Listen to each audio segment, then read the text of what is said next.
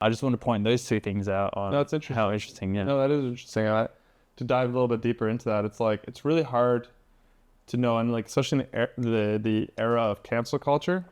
I mean, people try to cancel you for everything, and even just saying like, "Oh, Dan Bilzerian has some good qualities, and I'm sure some bad qualities," like we all do. You can be canceled for promoting some of his good qualities, or saying Hugh Hefner had some good qualities. You could be like, some people could try to literally cancel you based on saying he had some good qualities. But when I did watch this Amazon Prime series, I forget what it's called, but it just kind of like gave me a perspective of his life and how like he was an entrepreneur. He liked beautiful women, as most straight men do. You know, surprise, surprise. And yeah, I got the sense that he seemed to be quite a gentleman. Did he ever make someone feel uncomfortable in their life? Probably, but most of us do at some point make some people feel uncomfortable. And I'm sure he made more people feel very welcome and comfortable. It's just that people don't rage about how comfortable they felt, right? Yeah, exactly. And like you said with Dan Bilzerian, I think it's interesting because he used to be called like the king of Instagram, right? And like I remember when he first blew up, I was like, what the heck, this guy? Well, when's the first memory of him blowing up to you? I used to be a waiter in like a fine dining restaurant in Toronto, and I think it was just like Instagram was just really starting to take off then, and just some people were just showing me like, look at this guy's lifestyle, or what? Look, this guy's crazy, all surrounded by beautiful girls and stuff like that.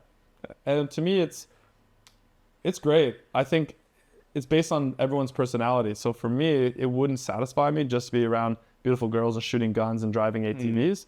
There's a side of me that's, and I don't know enough about Dan Bilzerian to say this is true or not, but there's a side of me that's highly political, highly interested in like intellectual conversations, etc. So I would just get bored of it, right? And that's why if I were to do a podcast one day, it would have to be very like intellectually like driven, and the girls are just going to be eye candy to like bring leads, and just to make it like more interesting, like the Mermaid House podcast, and you see swimming girls in the background, could be fun. Did you do it with the green screen? No, I'd want a real. I know you want a real thing, but like in the short term, right? Could you do it with a green screen? Could, but I wouldn't. Nah.